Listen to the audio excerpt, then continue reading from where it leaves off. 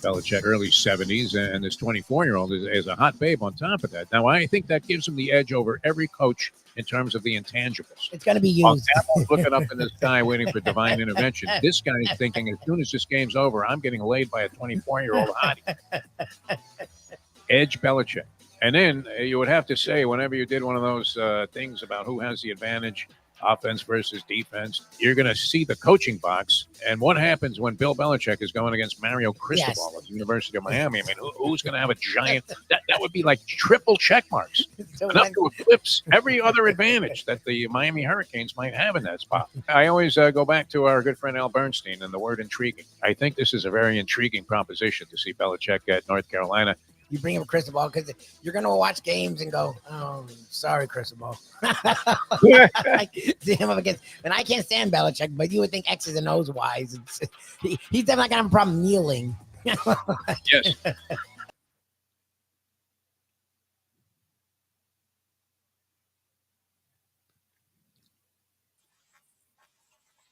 If he has Cam Ward, he's not kicking a field goal there. No, nobody in their right mind is kicking a field goal there. It's insane. The time. Wake up with Defo, joined by Lubie. Welcome to the Defo Show. Very special good morning to everybody out there. Coming to the close of 2024. This will be our final episode of this year. In fact, Lubie and I are going to skate right through the holiday season here and be with you today on this program.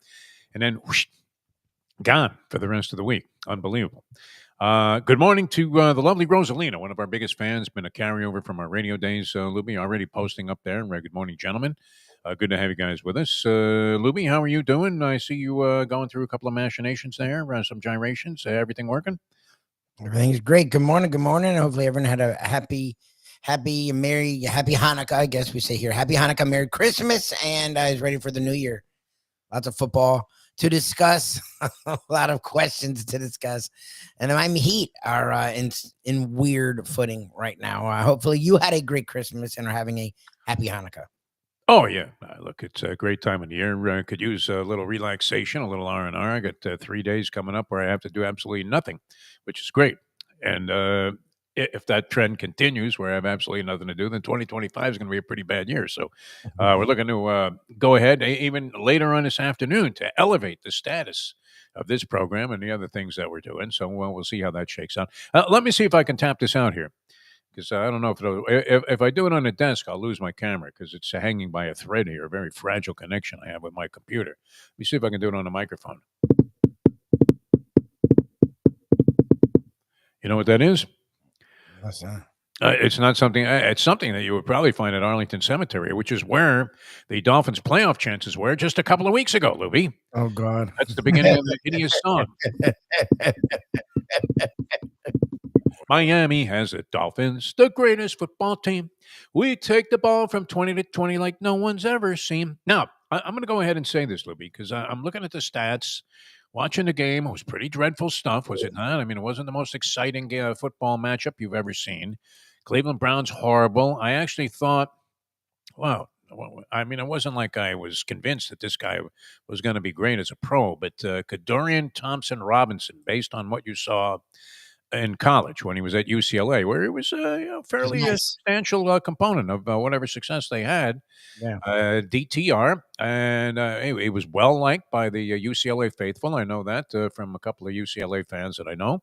They were always excited, saying, "Hey, maybe DTR can do it." I believe did he beat USC? I think he did. Probably. One of his final matchups, USC was always suspect in this new era under Lincoln Riley. Came in the other day's bowl game with a 6-6 record. Unbelievable that USC could have fallen that bad. So Dorian Thompson-Robinson, I thought, probably had a shot, maybe not to be like a starting quarterback of any great significance, but is he a guy that you can live with as a backup quarterback? Could he develop into that? You thought. Would you have thought so coming out of college? I would have thought, okay, if he's on a roster, maybe it's a couple of shots. I don't know that he's going to be a starter, but when he gets into a game, he might not beat a guy that just takes the team straight into an abyss. Mm. And yet, that was horrendous yesterday, 22 of 47. And it wasn't like he was bombing the ball down the field. I mean, a lot of this stuff was just easy pickup. In fact, If you look at Huntley, on the other hand, 22 of 26 in the ball game, over 200 yards, a Wow. touchdown pass, no interceptions, and yet it seemed like the game was just absolutely. I mean, it was painful to watch, wasn't it, Lubie? From an offensive standpoint, if you like offense, you didn't like that ball game, and if you like defense, you're thinking, well, it's not overwhelmingly impressive because neither team's doing shit. Yeah, it was just a poorly played game. I mean, there was, I think, over 200 yards or around 200 yards in penalties. It was just a sloppy, and it wasn't a lot of turnovers, but it still felt sloppy. It was very. Nobody was doing anything. The Dolphins found a way to get a win, and it's by double digits, but it was a very rough game. Look, it's why they went to Jameis. Because, look, as a Dolphin fan, you should be very happy Robinson was out there because Jameis would push the ball. Jameis would get yards. Jameis would get points, and then he would also get turnovers. But that's the thing. At least the games when Jameis is out there, for the most part, they have a chance to win. They're going to lose more than they win, and that's why he's not a starter in this league. It's just he turns it over too much to make him a starter. But he's actually a talented quarterback. He just is a turnover fucking machine. Like Robinson. That's an Oliver Downey, man. If you took away the 33 interceptions, he would have had a hell of a season when he threw for 5,000. Yes. So that's why he's not starting, but it's also why he gets you excited when he's out there because he gives you a chance to do something. Like they just did nothing. Like, nothing. Running the ball up the middle. Those fourth down plays were pathetic. I mean, it was like 3rd and 11, and he threw like a 3-yard, like the one at the end of the game. Yeah. I would say McDaniel's fourth down calls are they're suspect because he's always trying to do something inventive and imaginative. And usually, I mean, you're looking at a Dolphin team that should be able to just shovel the ball right up the middle, right up your ass. But he's throwing pitches 10 yards behind the line of scrimmage, all kinds of stupid shit that we've come to criticize. But I'm going to give McDaniel credit for this because being able to win with a backup quarterback is not easy. We know that. We witnessed the struggles, and everybody was pointing fingers at Chris Greer for not having a backup quarterback. Yep. So they end up with Huntley, who what we've seen in the past. I mean, he had a flash there when he was with the Ravens, right? Yes, he played. He looked like a reasonably decent quarterback. Maybe not a guy that you want to live with on a weekly basis, or going into the season, you're thinking, "Oh, good, we have Huntley." But to have him have that efficient of a ball game, as ragged and as inept as the Dolphins' offense overall looked in terms of productivity. Because let's face it, their last score that pushed it to 20-3 came after a failed fourth down conversion at I was like the 20. at the Browns 20. Like the game was it was somewhat hanging in the balance for a team that Yes, was doing nothing on offense. well, it was very much hanging in a balance for me, getting a couple of points there with the Browns, which no one in their right mind. I mean, you would have to seek therapy immediately if you went and said, "Yeah, give me the Browns +3." That's all they were getting, +3 stinking points. Now, Tua being out certainly factored into that equation. But nonetheless, with not even having Winston in there, you were thinking the Browns are in dire straits. And they were. And they played like an absolutely shit team yesterday. So the Dolphins who had, remember, I mean, and this gets back to one of your favorites. I mean, I wish we were doing some call-in radio here, Lubie, because how many calls could we stimulate today of people saying, yeah, what's the point of making the playoffs? If they make the playoffs, they're only going to lose. I don't give a fuck. I hope they lose to the Jets next week and we get a better draft pick, which will be mid-pack anyway, right? Yeah, I mean. So it's not going to help you all that much. Yeah, and now, I mean, it's not like it looks great, but that series of miracles, the old highlight thing that we always talk about, where you need the 2 to beat the 3 and the 3 to get 2 points and then the 5 to go out the door. And that's to get into a playoff. So then, I mean, you need a series of miracles, literally, and they needed that. And they've gotten almost all of them except for one. Yeah. Well, two. I mean, are you assuming that they will beat the Jets next week, especially if Tua comes back? The Jets, an embarrassment yesterday, an absolute embarrassment against the Buffalo Bills. People were actually thinking, I was looking at the handicapping grid there in my New York Post, and there were people that thought the Jets could cover that point spread, which I think was like 7 and a hook, something like that. Aaron Rodgers to the bench in this ball game. You were losing 40-0 at one point. 40 to fucking nothing.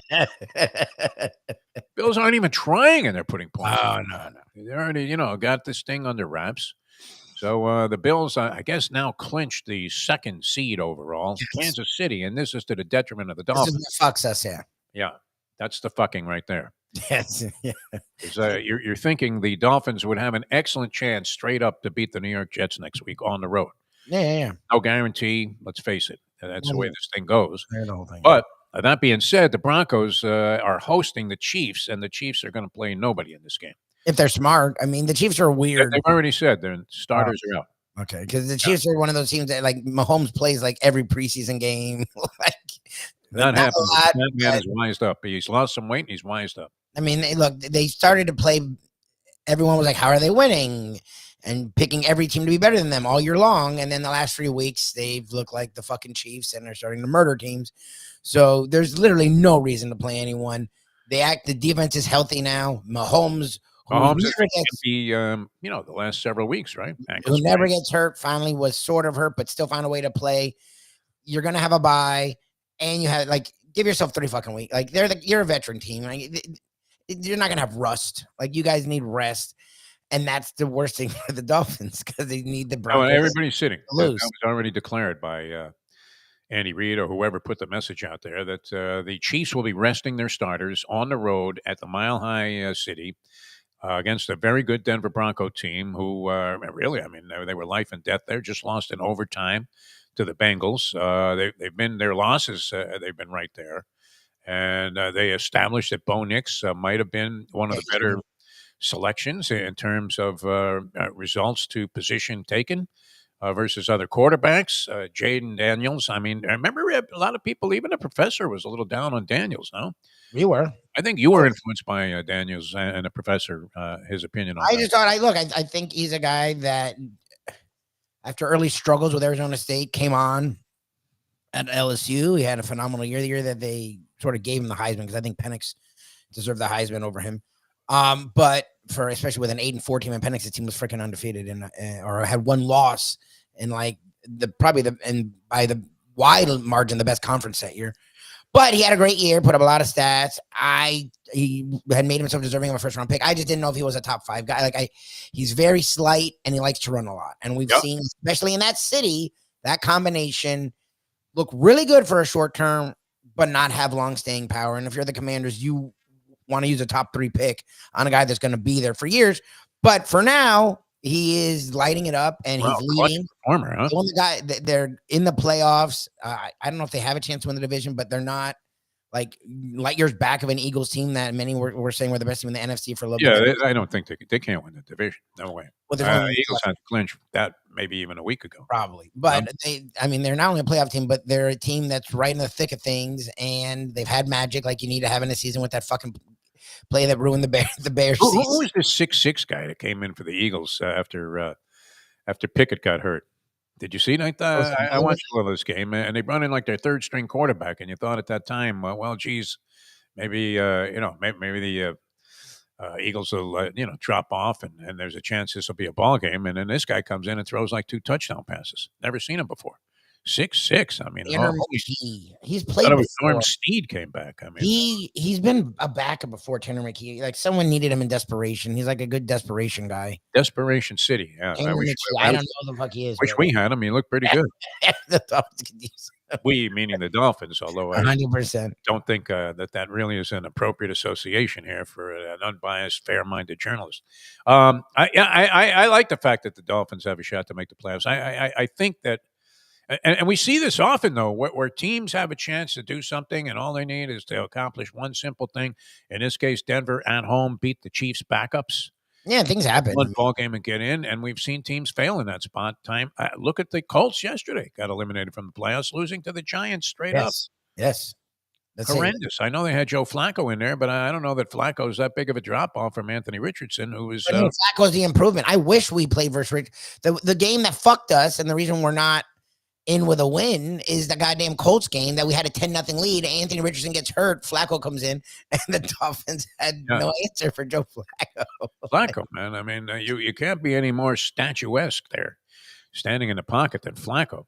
Credit Flacco, I mean, for being a competitor, extraordinary competitor to still have this kind of drive, to play at that level. And I mean, look, it's not easy in there, right? You're getting bounced around pretty badly if you don't know what you're doing. Thompson Robinson took a little bit of a beating from a Dolphin defense that isn't known to be It's not like these are the purple people eaters who are thrown out there. You hated the Dolphin defense all year, Mike Lubitz. Pretty much. All right, so that was yesterday, and now that I think I read it at like a 3.7% chance to make the postseason a couple of weeks ago. Is that true? Yeah. When we talked to Perk, it was like at 4%. Perk was laughing, and we were laughing that they have no shot at the playoffs. I mean, they needed a lot to happen, and they've now had have a big shot at it. Stranger things have happened. If they make the postseason, you will say, what would you be willing to do a show where we take nothing but calls from people and only allow them to say? I mean, this is getting, to be fairly, I guess it would be reflective of what we're expecting from the Trump administration. But you would only be allowed to say that you thought it was a waste of time that the Dolphins made the playoffs. That would be the only thought we would allow. Everything else would be screened out. No, that would be the way to approach it. And have all the people complain that you made the postseason after a series of miracles, which 9-8, not overwhelmingly impressive to me either. So I would consider this season. You would say this season was what? a failure. A failure. Perk was using the word An disaster. eye opener. I mean, certainly a negative aura hangs over this whole year. It just seemed like another waste of a year. No. Yes, I mean, well, With a step backwards, sort of. that's what. Well, that's the thing is, last year felt like an ascension. You got to 10 wins. You got into the playoffs. You again lost in the playoffs after being put in a ridiculous situation in a game that people literally got frostbite and lost limbs. Yeah. But you got in, and there was momentum. A lot of people, you and me, were excited about this team. People literally paid an arm and a leg for that game to go to that game. Oh, that was ridiculous and stupid. Was it wasn't safe. Tua stayed healthy the whole year, got himself a contract. People were putting him in that top 6 conversation at quarterback. So you really, McDaniel had gained a little bit of confidence in a lot of people. You switched out the defense coordinator for a young dude that a lot of people around the league like. Okay, you had momentum to then be where we are now, where it feels like where we were 2 years ago. Again, 9-8. Again, if we make the playoffs, it's going to be a last seed going to fucking Buffalo and that ridiculous weather. I guess they would probably be the 7th seed, right? So they would go, well, maybe they'd be the 6th. I don't know. The seeding's weird, but I think they'd be the 7. So they go play what the Bills were. They lose the playoff game. And they in the cold. If they make it, which I'm going to say. No, the Broncos are going to win. Many things that have fallen into place. This is like the pick 6 where you have 9 of the 10 horses in the last leg and the other one wins. It's kind of like that, isn't it? Because you can't. It's hard to imagine Denver losing in this spot. Look, it's not impossible. We needed the Colts to lose. They were playing a Giants team that had nothing to play for, and the Giants won decisively. So you never fucking know. But it feels like with you guys, it feels like you have not a 6-team parlay. 5 teams come in, and then the 6th team just lays a fucking egg, and that. I'm not counting on the playoffs, but what I'm trying to say is like if I want to see him make it now. Well, obviously, I think that look, they're not making it's dumb. I mean, they're not vying for the first pick in the draft. Like they're either going to get low teens or late teens. I mean, they're probably going to have the same record whether they make it or not. It's all contingent on Denver and how they do against the KC backups. Yeah, it's going to be the same either way. I would think they beat the Jets if Tua plays. My problem is after this year, you just said it. Like Tua now again. Had concussion issues, missed 4 games early in the season. Then now late in the year when they're making a playoff push and he was playing pretty good football again, you miss a game for a hip thing, and the hip thing was the issue that gave him problems in college. So literally like this year, Mike McDaniel back to really stupid ass short yardage play calling, back to not being able to just run and get a fucking yard, back to struggling in the red zone. Like, all the questions you have. Back to looking more confused than he looks lost on the sideline. The team looks ill-prepared in these games. The team gives up games that they shouldn't lose, like the Cardinals and the Colts games that change their season. Like this is reminiscent of 2 years ago, and we thought we got past that. And that's my problem is you've taken a step back from last year. You haven't progressed. And I just sit there. I have no faith in their organization. So it's like, I don't know how people can walk away from this year without saying failure. Like anything that you gained positive from last year, I think it's just wiped away from what this season was. It should have been a much more electrifying year in terms of their offensive potency and maybe an improvement on defense, more aggression or something. But it wasn't there. Very lackluster, you would have to say. Disappointing on many different fronts, and even more disappointing because while it could have been a springboard. I mean, I had them possibly winning the AFC East. I thought 2-1 was a reasonable price on that, and that they would compete favorably with Buffalo. That Buffalo might fall off a little bit. Instead, they got better. Addition by subtraction. I don't know if that was all on Stephon Diggs, but nonetheless, Buffalo played really well throughout most of the season. And the Miami Dolphins really never ignited the kind of spark that made you think, man. I mean, even when they were winning games against shitty teams, there when Tua came back, you never got the feeling that, wow, this is some dynamic ball club. So, in that sense, for those reasons, I'm out, as Mark Cuban would say on Shark Tank. If they do rebound next year and have, I mean, the one good thing they did in the offseason was pick up Jonnu Smith. So that worked out well. Well, and Calais Campbell, who was Campbell, about to retire, yeah, has not only been their best defensive player, he's one of the best defensive linemen in football yeah. at 80. All right, so we have to get to this, though, Lubie. And Tony Segreto is going to join us today because Yes. we won't be with you the rest of the week here. And then we come right back full strength. Ready to go. Maybe even on some new platforms in 2025. We'll see how we feel about doing this on a whole nother system, which would be beneficial, I think, for everybody involved. But, unless there's a chance to spring it into some capital. Yeah. Making moves just to make moves, probably that's Chris Greer-esque, is it not? 100. That's actually a good way to moves just to make moves. Speaking of a guy who I don't think is even going to play, I hate him so much. but he has name value. All right, so there was a Black Saturday. I mean, for you talk about Black Sabbath, my friend. Yeah. Black Saturday for South Florida sports as the Heat lost to the Hawks. Yeah. The Panthers got clobbered by somebody. They lost like 4-0, right? Was it Montreal beat the shit out of them? I don't know. They play like our garbage. Even worse to have the Canadians come down here from Montreal and take over not only our city streets but our arenas as well. And then the Pop-Tarts Bowl. I wanted to tee this up for you earlier, Lubie. The Pop-Tarts Bowl and the Hurricanes performance and the whole business. I mean, can you imagine Woody Hayes in a post-game press conference saying, yeah, I told the kid to sit out the second half. The game really didn't mean anything. And once he got the record, what was the point of him playing anymore? See, that's the problem with Cristobal is he doesn't. Cristobal said nothing about it. Like wrong shit, and he doesn't stand up for his kids, and he does. It's very Saban-esque. And does he have an opinion on anything, Cristobal? Well, and that's the thing is, you're not wrong. Like, not only he doesn't stand up, but he's very milquetoast when it's like, dude, like, I don't know. He really shook this off. I mean, he could have just said, "Hey, listen, we had discussions. We're playing. We're happy the guy played the half because he was representing our university, and we knew he didn't want to risk his draft status or whatever." But yeah, I mean, he just said, "Well, these are things we decide in private, so I ain't going to say fucking shit." All right, thanks, Mario. You could have said, "Look, that was the plan the whole time." Right. And that would have been never played. We give him credit for what he kept. Look at what the game was with him in it. Like, just think about if they had to go to that fucking kid. Like, get the fuck. Like, he at least kept them in the game. They were in the game with a half to go. Go win the goddamn game. Like, it's his fault that their defense is loaded with all these 4 and 5 fucking stars. This great recruiter. This is his 3rd year, right? So this was his 4th class that they have coming in. So that means he's had 3 classes. All right. In this day and age, by your 3rd class, those guys should be playing good football, shouldn't they? Like, their defense should not be one of the worst defenses in all of college football. Like, that defensive line is full of beasts, and they're horrendous. Their defensive line gets no push against the run or the pass. Like, remember they used to shellac people. I don't like the whole thing about Ward. I think is stupid. First of all, he should never have played a minute in that goddamn game. The fact that he played that well, and you had a lead going into half when your defense couldn't get a stop for whatever the fuck that was. Like, I'm sorry, Iowa State's a nice team, but their offense wasn't spectacular. Like, they were moving up and down the field the whole goddamn game. How is that Cam Ward's fault? Like, I understand everyone. The only issue is that there was no real explanation. That's the problem. And it looked cheesier because he established this record, which probably is going to go down because Dylan Gabriel is of Oregon is 3 touchdown passes behind that.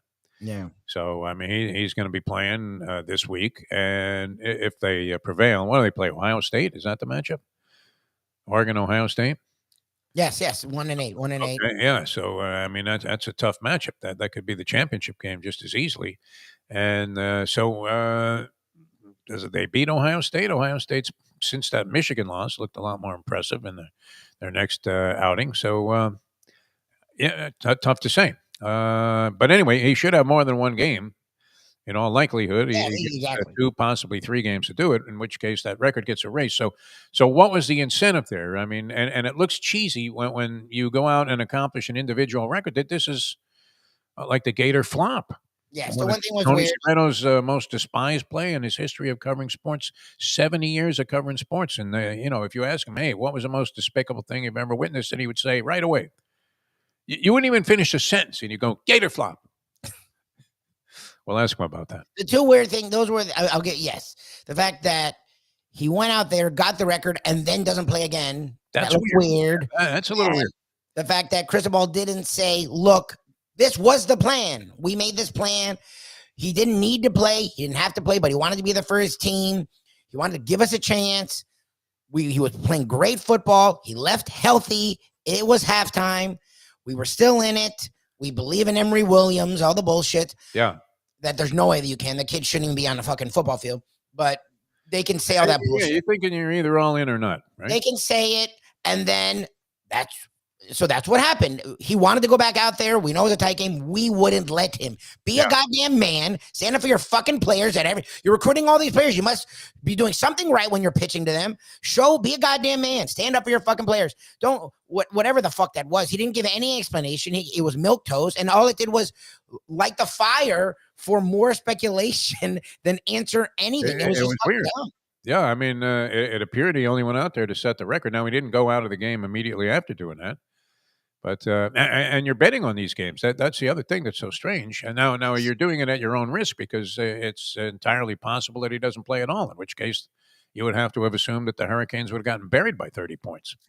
So that would have impacted the outcome also. All right, so that was pretty weird. I don't know. I mean, to judge these situations critically, as if like I said, Woody Hayes. What was? I mean, can you imagine him justifying some guy leaving a game at halftime? No way, right? No. Look, I mean, to compare to those, I think is weird. I'm not mad at Ward at all for what he did. I don't think it's the way of the world now, which is, I mean, it certainly defies any sporting ethic that we would have had in the past. So, I mean, can you imagine quitting on your team? Was the worst possible thing that you could do, especially after igniting them in the first half. But it appeared clearly there was an understanding that was going to take place.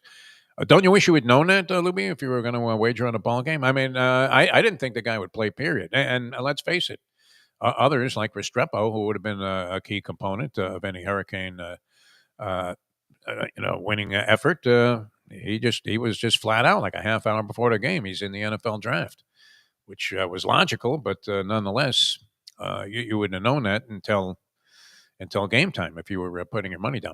All right, Tony's going to join us here. Let's bring him on to say hello, and then we'll take a quick time out and come back with Tony Segreto and Old School. Ed Garcia from Texas Roadhouse Restaurant will be with us. Wow, look at you, Tony. That hunting jacket, what is that? Yeah, hunting jacket. It looks like, is he wearing camouflage? What's he wearing there? He's probably trying to hide. No, it's not camouflage. Flannel, I mean, that looks great. Flannel. Very woodsy, Tony. How are you, my friend? Is it snowing? What's going on there? I went out and got a Pop-Tart. I was never a Pop-Tart guy. I don't know. Were you? I'm not either. Yeah. But I had to go get a Pop-Tart. Oh, you did? Really? From that? They did such a great... They pounded it. Great marketing job. I mean, they had sprinkles on the sideline. They had players coming out of toasters. I mean, it was great. It is a masterful marketing job. And no they sold me and my son. We were going to Albany yesterday to pick up his girlfriend, and we said, let's stop and get a Pop-Tart. So we stopped and got Pop-Tarts. How far of a drive is it from where you went to Albany? 3, 4? What? You drove to Albany? Yeah, it's an hour and a half. Oh, that's all? Wow. Yeah. So you could actually, I mean, you're almost convincing me to take a look at this as a geographic destination, because Saratoga, about 2 hours. Saratoga is 45 minutes away. Saratoga. What about Saratoga? Should be there more often. Yeah. Saratoga is 45 minutes away. Wow, very good, Tony. All right, we're going to come back. We'll get your thoughts on all of this. Very interesting time of the year here as we'll get a step forward. I remember a wild anticipation as a college football fan of January 1st when the national championship would be Yes. decided. And you would start gargling with Visine because you were going to watch bowl game after bowl game, including some of the ancillary bowl games to the Big Four, which were all contested on New Year's. And now we're just scratching the surface with the quarterfinal round of the college It's football. going to be awesome. Yeah. I said to my wife already, Monday, snooze day, we ain't moving. Wow. This is your spot on the couch. This They have is my 3 spot playoff games. on the chair. That's it. Well, she's a fan, though, so you're lucky. Yes. My any spouse that I've been with would just look at me and go, "You're watching another football game?" She's going through same the game? she's Yeah. going through the field right now. She's All right. going through the stages right now. Yeah. Oh, all right. We'll get some opinions on that too. I'm sure Eddie G probably handicapped this a little bit. So back with Tony Segreto, All School, on this Monday, final Get Out edition for 2024 of the Defo Show with one Mike Lubie Lubitz. Back with more in a moment on that. Hey folks, Tony Segreto here. Let me ask you a question. What do you look for when you go out to eat? Good food, obviously, friendly atmosphere, not too loud, but good energy, reasonable prices, and a place where you feel comfortable. All those ingredients, no pun meant there, are hard to find unless you're talking about the Texas Roadhouse. You see, they encompass all of those attributes. Really, really good food, amazing atmosphere, good for a family, good for a date, or just a night out for yourself, and prices that will make you extremely happy. Their ribs unmatched. Steaks hand cut every day. Everything, and I mean everything, is made on site, including their incredible bread. It's the one day, folks, that you can forget about low-carb diets. Trust me when I tell you, Texas Roadhouse, your restaurant, your destination when you say, where should we go and eat tonight? From the newly renovated sports bar to the beautiful bayside views captured at the Tiki Bar, Jimmy Johnson's Big Chill has it all. Located at mile marker 104, the Big Chill also offers waterfront dining while experiencing breathtaking sunset views of the Florida Keys. It's simply the hottest spot in the Keys to cool off. That's Jimmy Johnson's Big Chill at mile marker 104 in Key Largo. For more information, call today at 305-4... What we gonna do right here is go back, way back into time. We are now kicking it old school with the one and only Tony Segreto. Brought to you by Texas Roadhouse. Tell me, doctor, where are we going? I'm not sure exactly. I can pinpoint what play you said it was, but a very famous incident involving your dear friend and a mentor of sorts to both of us, the late great Sonny Hirsch. Yes. Who now? Which play was it? It wasn't the Flutie pass play because you were. I said you were out of the press box at that No, time. I was in the press What box. was a play where he punched the hole in the press box wall at the Orange Bowl? It was Flutie. That was Flutie. there. Oh, He okay. had money on the Canes. Tony talked about it like 3 weeks ago. Yeah, and the reason I bring this up is because I can't imagine. I know he would have laid the points with the Hurricanes in this game, Oh, yeah. and that much of his broadcast. He would have hit the ceiling. If he saw First of Cam all, Ward in he would have street clothes, crucified. yeah. If he was doing play-by-play, he would have crucified Cam Ward right there. I didn't listen to Zagacki. Zagaki's not gonna. What's he gonna No, say? Zagaki's not going but to say anything. he would have. I mean, with all due respect, Tony, you brought this guy along, but what are the odds Joe Z is going to put his job on the line and say this is a disgrace? No. It wouldn't even really be appropriate for the home team play-by-play announcer No, to denounce that. it would be. I mean, it would be appropriate, but it isn't happening. It would Right. be. It's a fine line you walk. I would say this, that he should have said, or don't know what he said at all. Let me be clear on that. That he should have said, it's strange that Cam Ward is not playing in the second half. But is it strange, Tony? I mean, isn't the way of the world these days? Okay, so is it that they either sit or they don't? Because that's what a lot of people are saying. Is if he just sat, no one had a problem No with one it. would have had a problem with Just it. sat. Pop-Tart Bowl. But once he plays, and it was a close game, And he set when- the record, and he comes out of the team. He comes out of the game, and But he didn't come out right after that, right? I came mean, out at half. They had like one more drive, I think, after Yeah. the rest. it just didn't sit right with a lot of people. No, See, it's I like mean, the it's whole a strange thing. It just is. Yeah, like Lubie said, if he sat out and he said, "Hey, look, Pop-Tarts ball. I love the Hurricanes. It was great. I'm still getting my $4 million, so I'll see you in the pros." He was that's a problem with the NIL Yeah, right there. There Oh, must you be- think he had to play he to make was this tied move? to the He heavy. was a hired gun. Yeah. He was yeah. a But hired, everybody is now.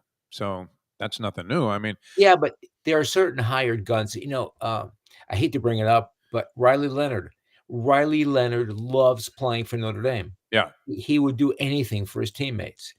And He seems like as much as I despise Notre Dame, sorry, Tony. I mean, but you know the truth there. We still scream that Rudy was offsides, but it's hard not to like you this. weren't Riley even Leonard. alive No, then. I mean, I watched him in a couple of post game interviews, and I know a lot of it's cliche, but I believe he's very sincere that this guy's just a good kid. No, Yeah, how can you not like? He's Opie. yeah, I Oh, mean, right. one of those guys that Josh Allen impresses me that way. Yes, As a pro, I mean, it's a little different because you got school spirit for the Fighting Irish versus, a seasoned pro that's been through a lot of ups and downs himself. But but he always impresses me in these post game interviews, as does Riley Leonard. he's that kind of kid. But in any event, what does this say to your teammates? They've got gold chains and diamond rings and everything from this guy because remember he he's bought all famous. his linemen like more expensive gifts than Patrick Mahomes buys for his offensive line. Which I mean, who's in a better position to pay that? I'm sure they love the guy. You know what? I mean, They there like has to be a different mentality though among athletes that get to this level of play.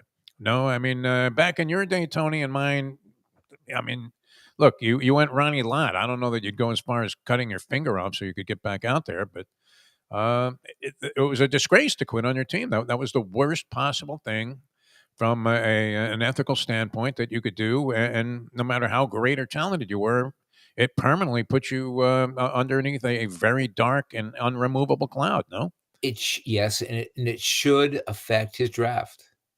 Oh no, it won't. See, I don't at all. I think it's Listen. just the way of the world in college sports today and sports in general. I think that college that the pro teams will look at him and he will drop. He'll still be a first round pick. I can't imagine that. Supposedly, they've already said they don't care about that. Yeah, They've stopped paying attention to bowls. Like they just debate. If he didn't play at all, I mean, look, he No, don't really play at showed all. that the only reason the Hurricanes were even in the Pop-Tarts Bowl was because he was on that team. I mean, look, Travis Hunter and Shador Sanders played to play Yeah. the worst game of their fucking career. Like Yeah. they played where Shador Sanders were getting hit on every. At least Yeah, Ward wasn't getting He touched. was getting killed. Ward wasn't getting touched. That's why I was like, all right, fuck it. That's why they let him play. Iowa State's defense must be worse than fucking UM's. Like he didn't get touched the entire goddamn game. Even when he had to move, it was almost his choice to move. Like Shador was getting rocked that game. Like all game he was getting hit. I'm like, dude, and they were getting killed. I'm like, why is he out there? Like this is your father. And Hunter looked like garbage. It was the worst game. They had the one catch for the Yes. touchdown, but I have he to say didn't do this. shit on I have both to say- sides. So at least Ward looked good when he played his stupid ass bowl. I have to say this. Deion Sanders, for all his bravado, boasting and his bravado and all of that, he was so sincere after the game. He was in tears. He was. He's a little weird. His meal ticket's leaving. That's Talking to the why wrong guy about Dion and Mike Lubitz. I think he's a phony piece of garbage. From the teeth on down, man. Okay, You so think let he me even ask- likes Nick Saban? Nobody likes Nick Was Saban. that all you guys got from the Canes? Because Kane fans are doing the apology thing. So is that all people got from that? Because I didn't care what happened with Ward. I did care that the Canes finished 1-3. Their second time with 10 wins in 20 years, and their second time with 10 wins in 20 years, and they failed miserably to finish the season. Yes. He's now, this is 3 straight years that he's horrible in December and January. And for all that the hoopla and all the money they spent on Cristobal, his record's almost identical to every shitty coach they've had that everyone hated and was ready to see leave. But they're all excited over a team that, again, yeah, they won 10 games, but again, they were 1-3. And it was that game showed you it was all Ward. Like, if Ward wasn't there, they would have won 5 games, this fucking team. So, like, is that all you got? Because I got a lot more than the Ward thing. I didn't give a shit about the Ward thing. I got from the game that it was Ward or nothing, and he's going to be gone next year. Yes. Ward or nothing. Yeah, water or but nothing. supposedly, what they have quarterbacks lined up to come here for some reason. So we'll see. No, very disappointing, very deflating, Tony Segreto. I don't know that. I mean, people, we're inclined to take our shots at Mario Cristobal. I don't know that specifically he did anything, It's not his fault. except that the defense of the Hurricanes was wildly disappointing. And It's the way of the world. He didn't. It is what it is. It is what it is. the Cam Ward, though, I think we have to look at this from other perspectives now. And like I said, growing up, I mean, the last thing you could do, you never The want worst to thing quit. you could do You would land flat on your face on cement, playing a game of football in the streets, and just everybody be hovering over. You go, I'm okay, man. Let's go. Let's line up, play another play. I mean, that was the attitude back then. That was the attitude back then. But it isn't anymore. And from you're right, Jeff. makes sense. You can't place our values. Our values don't apply to this anyway. Yeah. No, they don't. And I mean, if it was a national championship game, is the guy leaving at halftime? That's an interesting question to preserve. And I keep going back. I still have the visions of Melvin Bratton laying there on the field. Me too. Yeah, I have the visions of Melvin Bratton just laid out on the field, and you saw like round after round going by of his chance to cash in on the draft, and I think he ended up being a third-round pick, and really was never the same. This guy was developing into a real monster there. As a running back, but I mean, that was also that preceded a time where anybody considered not playing in bowl games. You never had that, come up where you go, hey, is so and so going to play? It was that would be like Bernie Kosar and Vinny Testaverde not playing. That would be like Joe Bellino not playing in an All-Star game in Navy. Yeah. It was unheard of. It was unheard of. Did you enjoy seeing? We covered a lot of this in our time here in South Florida sports broadcasting, Tony Segreto, and that was all of the wild speculation on January 1st about national championship implications and scenarios. And I mean, the wildest of the wild, of course, what was the culmination of the 1983 hurricane season with the 84 Orange Bowl game. And of course, again, Sonny Hirsch deflected away. As Osborne goes for two real balls there, would he not have won the national championship if they had tied the Hurricanes? I think. So I want to tell you, essentially gave that away because the Canes had to jump over four other teams, I think, to get to the top. There was in the afternoon, Texas lost. Auburn was in a tie, as I recall. I think Auburn lost. I think they might have been in a 10-10 tie. I want to say that. Maybe that was it. And Pat Dye went for the tie instead of going for the win. And I don't know if that was influential later in the day because this was preceding social media, but the reaction to that move, a wimp move, was not favorable. And the Canes ended up, I think, jumping over Auburn to win that title, no? But Sonny said to me, yes. But Sonny said to me, do you think we can win the national championship? And I said, I don't know. But things are falling our way. So we went into the game thinking that it was a possibility. But we agreed to not say anything on the air. Oh, yeah, wow. About that game. Sonny was able to hold back his zeal for the Canes winning a title. And then come halftime, he let it slip. So I said, it's okay. We're up by a lot. Yeah. So we were like 6 minutes left in the game. I usually go down. He said, stay. And that's when he hit the wall. Yeah. And put his fist through.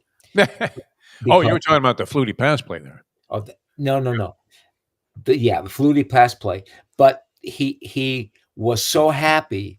He knocked another hole in the wall. That was a very fragile press box as it was. I spent many an hour in there. He was elated. Yeah. And I'll never forget. I didn't go down the whole time, and I can still hear his voice saying, "It's deflected away. It's deflected away." Yeah. And they won the national championship, and he and I both got rings for it. Yeah. Yeah. it was. Oh, you haven't hawked yours, have you, Tony? I mean, Oh, you're no, doing it's- well, right? Okay. I have it in my room. Okay, you're going to put it on display one of these days because we want to be reminded of what it was like to really be a championship caliber team. And it's You been a know, long time, my friend. That year, well, in '83, It was unbelievable, though. It was unfathomable. I mean, didn't they start the season by getting shellacked like 31-0 The by the Gators. the Gators. And then they were I losing. remember to Bernie. Carolina. They were losing to the pesky Pirates of East Carolina, and they pulled out like a late touchdown to score like an ugly victory, like 12-7 or some bullshit. They did. And I remember I was on the sideline, like you were talking about, going down there so we could go into the locker room. So I'm on the field, and I was positioned pretty close to Howard and Beverly Schnellenberger, who was, I think, calling plays. He was down there with the hat. And the whole fucking She thing. never She had a headset on. She never called the play. Okay, she never called the play. But I remember everybody was like, I mean, laced with anxiety, as we like to say, because it looked like they were going to have their whole possible path. I mean, it was more far fetched then, but they at least had a shot there. They were in conversations that maybe they can win the title, and they pulled that game out of their ass, and that was one of those on the schedule that made you think, okay, if you blow that, it's Bobby Bowden City, is it not? That's that loss to North Carolina State that you can't explain away. That was some year. That was like my second year here in town, Tony. So that was a great. '83 was a great year too because the Hurricane baseball team won the national championship. And you were on the call. Who was the guy with the big fucking muscles that hit the home run? Wow. Oh, he was a very popular player. He was like, he was one of those guys that was all or nothing. He either hit a home run that was gargantuan or he struck out. Can't think of it. Huge muscular guy. I don't know if Juice was involved, but I think he did. I don't think they were using Juice back then. No? Oh, come on, Tony. 83? Yeah, this predated even Victor Conti, so you're probably right about that. All right, this is great. Texas Roadhouse Restaurants, great celebration, tremendous year. Ed, how would you characterize, I mean, the Dolphins, we thought, were a bitter disappointment by not making any progress this year and maybe even regressing a little bit in terms of your thought that they are championship caliber. But Texas Roadhouse, again, how does the annual report look? I mean, do you guys all get invited? Records, didn't it, Ed? The annual report should be coming out probably early February. However, unfortunately, I can't comment on it for legal purposes since I'm considered an insider. Yeah, but I would imagine it costs for legendary celebration. States are. Yeah. Unbelievable. You guys, I mean, you killed it this year, did you not? Expansion? Absolutely. I'll tell you the first three quarters, we are leading. We're blessed in this. I can definitely talk about the first three quarters. Number one casual dining restaurants. It was super cool. My cousin, he actually lives in New York, in downtown New York, and we don't have anything that's really close by. But got to go to Texas Roadhouse last night for the first time and was absolutely blown away. After his third basket of bread, he didn't know what he was going to do. I'll battle him. We'll have a battle of the bread eating contest. Yeah, I mean, who makes bread and butter anymore these days? Inside the four walls. I mean, so many restaurants. I'll tell you, they buy the bread, and have it shipped to the restaurant, and it comes in frozen, and you stick it in a warmer. I mean, having someone that bakes that and then whips the butter, I think that just starts it off right. And I'll tell you, yesterday I drove up to and ran a few errands up in our stores up in Melbourne and Vieira, and I picked up a carryout order. And big shout out to them. I mean, everything was absolutely perfect. And some of you may know I drive a Tesla, so I pulled in to charge it real quick, and I had an amazing lunch. And they gave me a bag of peanuts. And normally I say no bread, no peanuts because I'm in shape, which is round, but I'm not trying to get any rounder. So but I'm driving back and I'm starting to get, a little hungry, and the peanuts kept talking to me. And guess what? Did they say, come on, Ed, eat me? Yeah, absolutely. And I'll tell you, I'm going to have to go get my car cleaned. I have shells all over the place. So. It's like Roadhouse. Hard to avoid that. Ed, I want to ask you, how do they make secret, just between the four of us? Okay. Okay. How do they make the honey butter? I mean, Right, that it's butter, honey. I'll tell you, we throw in a little cinnamon. You can always Google a lot of the stuff online, and you'll see some pretty close knockoff recipes. Obviously, we have some proprietary items that we buy specifically for Texas Roadhouse that you really gotta know somebody to pick up that specific product, because I'll tell you, you go to the grocery store, I mean, there's 30 different types of cinnamon. It says cinnamon, but where it comes from and all that stuff, makes a little bit of a difference. And I tell you, that's one of the things about Texas Roadhouse. One of my right hands, his name's Angel.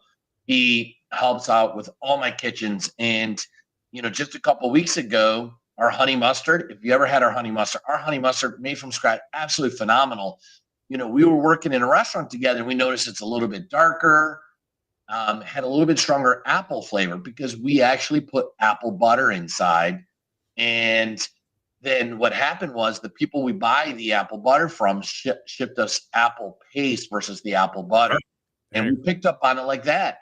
Wow. And guess what? So we had to toss it out and start all over again and go from there. But, I think that's the edge. One of the edges for Texas Roadhouse, and it takes us to the next level, is that we care that much about everything that comes in through the back door, so you get the best ingredients. All right. And so how's it going to work? Tony's beloved Notre Dame Fighting Irish. He's got a bobblehead of Touchdown Jesus sitting on his desk right now, which is out of the picture. But they're in a tough matchup. Of the games, a very difficult one. That's the number one game to watch. Well, and Oregon, Ohio State last game of the night has a lot of interest since they played a 1-point game the last time they met. Penn State supposedly, going to roll over Boise State. And Texas, big advantage over Arizona State. But 14 points. What do you think about Notre Dame and Georgia? I'll tell you, it's really going to depend on the offense for Georgia, the defense, and the caliber. They've played these high pressure games quite a bit. And Notre Dame has, as well. They get a couple of big games throughout the season. They do challenge themselves. I think tried and true, Georgia has the depth, but I think Notre Dame has the heart. And if Georgia can't figure out the offense, I think Notre Dame will be taking the W, even though Georgia is the powerhouse. But I'll tell you, it's going to be within 3 on that one. The rematch, I still think that the national championship last year also happened in Pasadena, California. I think that's what we're going to see again this year in Pasadena is going to be that Ohio State-Oregon game. Ohio State is playing their hearts out. Ryan Day is, I think, I know they said that, they're not going to get rid of his job, but, he's going to definitely have a huge uphill battle if he doesn't pull this off. But Oregon's been consistent, has won all year long, and, they do have a little bit of speed. I think it's going to boil down to coaching. Ryan Day dropped the ball. Thank you so much. When he decided to run, when he's got 2 of the best wide receivers versus on Michigan. And we saw that in the last game. I mean, they were using those wide receivers left and right, and they dominated. So I think that game's going to be coaching 100% because you have, I think, 2 of the strongest teams right now in college going up against each other. Excellent stuff, man. Holy Beano Cook. That was great, Tony. Ed, the Ohio State, Ryan Day looks like he's going to a funeral every day. Every day. Because with the rings under his eyes, with it does, doesn't it, Lubie? He looks like he's going to a funeral. He's not happy. Dave Portnoy has offered him a support group because his wife beats on him, as well as every Ohio State fan as well. I mean, it's got to be tough to get out of bed in the morning when you've been lost the last 4 versus Michigan, and they had spent $20 million on NIL money this last year, known for putting together. I mean, quite honestly, I think they were the pioneers. They figured out NIL, probably one of the fastest with the players and got some of the best players, got a couple people to forgo the draft this year to play. And, one of those games, I mean, Harbaugh's job was on the line. They said, listen, we brought you to Michigan. We're paying you $10 million a year to win the game. There's a reason it's called the game. And, that's a very important piece for the fans. And he hasn't come through. So, yeah, I mean, I feel bad. I mean, I'm sure there's a shelter he can go to. And you can do that stuff online now. I mean, you can get a therapist online. I see it all the time. It's like $9.99 an hour or something like that. He probably can be consoled quite a bit by the whatever it is, $10 million a year that he's getting. You don't give any slack, do you, Ed? Yeah. Any slack to Ohio State. Hey, you know what? Let's extend his contract. So because next year this time is going to be absolutely phenomenal. I mean, I'm with Dave Portnoy. I don't know if you saw, but I bought those shirts from Barstool Sports, and it says "Extend Ryan Day." I mean, and I don't know if you saw, but during the Tennessee game, Dave Portnoy got a plane and flew a banner around the stadium that said "Extend Ryan Day." I mean. That was classic. Oh my God. New Year's plans at Texas Roadhouse. How's it going Your to hours. Hey, I'll tell you, check with your local Texas Roadhouse, but a majority of mine, if not all of them, are going to be opening up at least at noon. So, nice. I mean, think about it. You can come in and get a fat, juicy bone-in ribeye to absorb a little bit of that champagne that you may have had the night before. The rolls and the butter. I mean, what a better way to cure, some of the excitement that you may have had the night before. So go ahead, sleep in, and, come to your local Texas Roadhouse. I'll tell you right now, get a cup of chili. I know it's January in Florida and it may be in the 70s, but our chili is made from scratch. We have over 13 seasonings in that thing. I mean, it's absolutely phenomenal. And then, some bread, butter, and a juicy steak. You can't go wrong. So that's the New Year's deal. Happy New Year. All right, sounds good. Enjoy. Ed, always a pleasure. Happy New Year to you. Hope you had just tremendous holidays last Happy week. New Year, Ed. Happy New Year. All the best to you and the people at Texas Roadhouse, and you and your family, especially so. Absolutely. Let's go blue. Happy New Year. Thanks a lot. Happy New Year, Ed Ed. Garcia, ladies Talking and about his Lions. That's one happy guy, huh? That's one happy guy, and it's. I mean, in an economy that's been a struggle for a lot of people, in an industry that's been a struggle for a lot of reasons, just nailing it, man. He does Texas Roadhouse Restaurants. He does it. He does That's it great. every time. All right, Tony. So let's get a quick pick in all four games, straight up, no point spread. All right, just to see who's advancing in the college football playoffs. Okay. Start with your Notre Dame, Georgia. Notre Dame. We know your bias. Okay. All right, Lubie, where are you going on that one? Their offense was struggling with Beck. Like that kid, maybe there's a passer in there when he gets reps, but I think Notre Dame wins. Georgia. Everyone's assuming Georgia wins, and I don't get it. They don't. Their offense sucks. They're just looking at how tough Georgia tends to be. Yeah, they're a tough team with no quarterback. I mean, both sides. All right, interesting matchup though. I think Notre Dame wins. And Ohio State, Oregon. What do you think? I know you hate Ohio State, along with Ed Garcia. No. Yeah, Oregon. Okay, rooting for the Ducks to be quacking. Lubie. Oregon. Yeah. I know Oregon's the underdog. Oh, that's great. Yeah. I would take Oregon and the points. That's great. Yeah, that might be worth a shot there because they have a chance to win the game, obviously, straight up since they've already beaten them. And now you're getting points. Very attractive. Texas, Arizona State. Everybody's expecting a blowout there by Texas. What do you think? Are we unanimous on that? Straight up. Texas. Well, straight up, I think Texas wins the game. Yeah. But being that I've done shows with you, I don't know about a blowout, but I don't like the spread. I mean, Arizona State's game. They play really good defense, and their quarterbacks really come together, and their running backs one of the best players in the country, Scatterbo.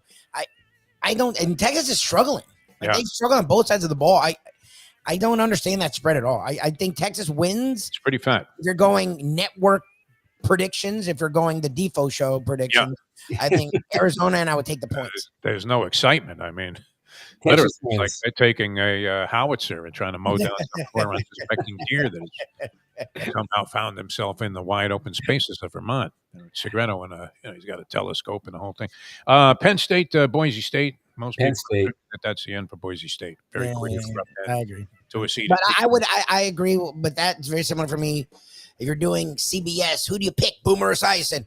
I go Penn State. If you're talking about the Defo show, Degenerate Friday, where point spreads matter, points to really add all of the elements. I would take Boise. I mean, that's 11 points, and we know Penn State's offense is. I don't care what they did the last game. Boise Take the points. I love that good about football, and I like Genty. And after Hunter looked like garbage on the national stage, I feel like Genty's going to take this moment and literally run with it, pun intended. So I would take Boise State and the points if we're talking spreads. Penn State, money line if we're talking winners. You ever notice this, Tony? And this is good about Lubie because I mean the concept of taking the points would have never. He would have just played whatever points. I get it, Jeff. I get it very much. Yeah. Don't tell him, but I get it.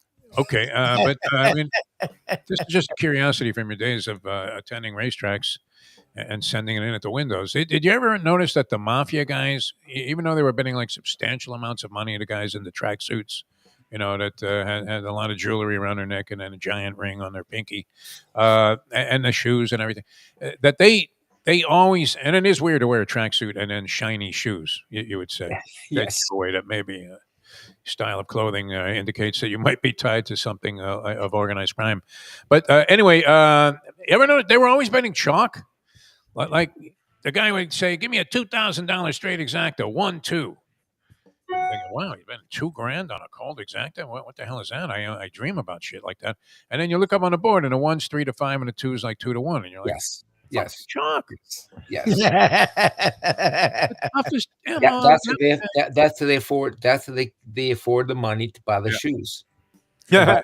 By the shirts and we've disparaged the entire contingent of Italian Americans, including the great Tony. All right, Tony, we love you, man. You have a happy New Year. Happy New Year. We love Happy you. New Year. Happy New Year, Lubie. Jeff, Happy New Year. All the best. And see you in 2025, my friend. 2025 is as good as 24.